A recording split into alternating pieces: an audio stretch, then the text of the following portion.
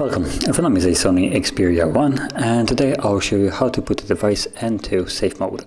So to get started, you want to hold power key and then hold power off and you'll get this message right here.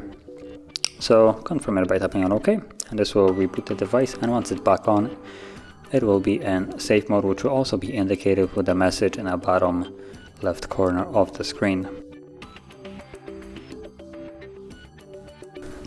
And there we go. So as you can see, it's back on, and then there's the message on the bottom. And in this mode, as you can see, some apps won't really work, like the clock is being disabled. Only the most important apps like the dialer messages will be working, while everything else that would normally need to run in the background is disabled. This is for you to figure out if some app is causing problems with your device. So once you're done with this mode, all you need to do is hold power key and then select restart, and once it's back on it will be then in normal mode.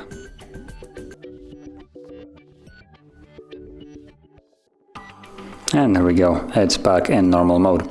So if you found this video helpful, don't forget to hit like, subscribe, and thanks for watching.